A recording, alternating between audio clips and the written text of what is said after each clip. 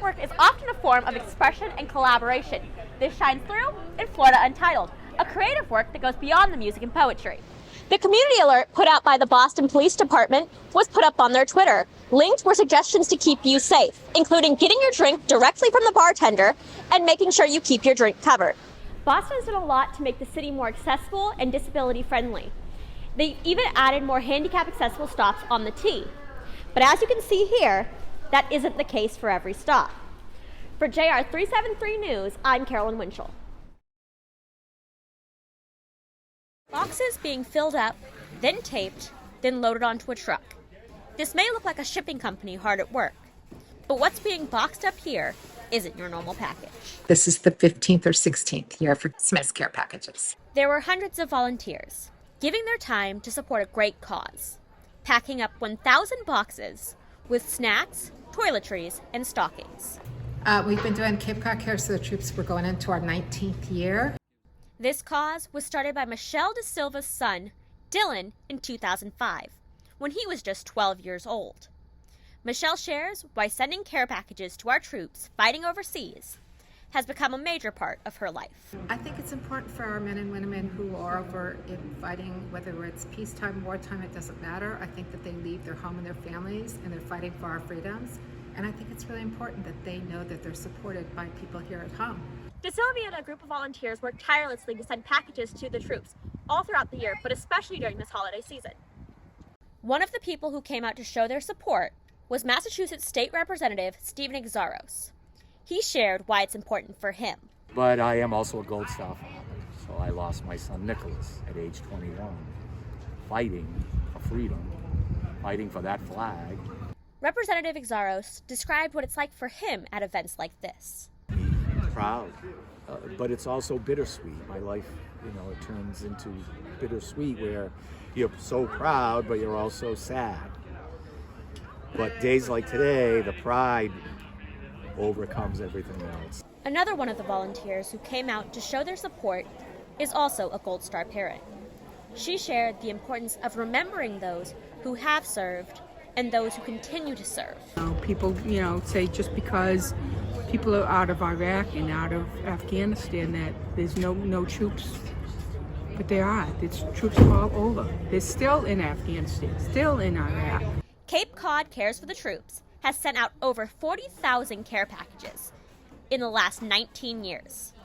Those who volunteered at this holly jolly event are a reminder that in a season full of receiving, we get the most when we choose to give back.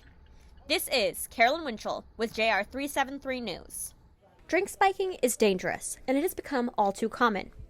Boston Police Department has sent out a community alert about an uptick in people having their drinks spiked with drugs. Lauren tells me it happened to her. I had my drink spiked when I was like 22. So I think it's weird because it can happen so fast. A few years later, she hears it's happening to more women. I did hear about it from friends on like TikTok and through like text and TikTok, really. Discussions on this subject have been on the rise in the wake of several posts that have been put up on different social media platforms, such as Facebook and TikTok. But social media has not made everyone aware of the rising danger. No, I haven't been aware. I didn't realize it was something that was being tracked and reported. Yeah. I am not aware there was an uptick about it. Like I know people spike people's drinks, but I didn't know there was like an uptick of it.